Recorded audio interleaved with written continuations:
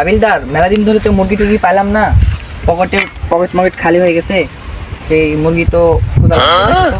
Sir আপনার ভয়ে তো রাস্তা দিয়ে তো কোনো গাড়ি ঘোড়াই যায় না।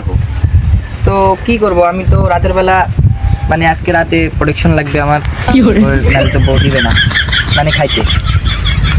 স্যার আপনার যে দেখি রাস্তা দিয়ে গাড়ি যায় না গো, কি করে লাগবো?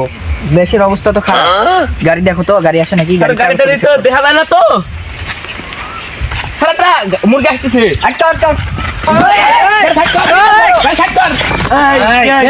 আমি গাড়ি আপনি গায়ের মতো লাগাচ্ছি। হাবিলদার, arrest home. Sir arrest home না, অ্যারেস্ট হিম। আচ্ছা ঠিক আছে। Arrest him. কে যে এই হরেন দে, এই হরেন দিস না, হরেন দে। ওই ভ্যান গাড়ির আবার হরেন আছে, এই হরেন দে। দিতে আসছি স্যার, হরেন দিছে, সাইড দেন। হাবিলদার, arrest home. Sir arrest home না, অ্যারেস্ট হিম। আচ্ছা ঠিক আছে। স্যার আপনারা এক খাবি মাল খাওয়াই দিলাম। স্যার আপনি কি খেলেন এটা? হ্যাঁ স্যারে খাওয়াইছি দেখে কি তোর হিংসা হয়? লে মদ খায় গাড়ি চালাস কে? স্যার আমি আগে গেছিলাম গাড়ি খায় মদ চালাইস না, তাহলে গাড়ি খায় মদ চালা।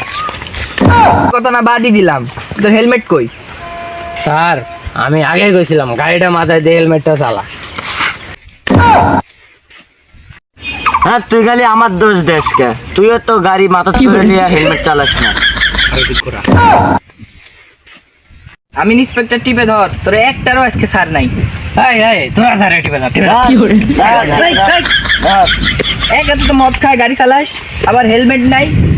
জানিস না দেশে 3 জন ছাড়া গাড়ি চালানো নিষেধ, আবার 3 জন মিলে গাড়ি চালাচ্ছিস। স্যারের কথায় যুক্তি আছে, তোদের আগে গেছিলাম 26-এ ওইখানে রাখে আসিস না নিয়ে, তার কিছু হইতো না।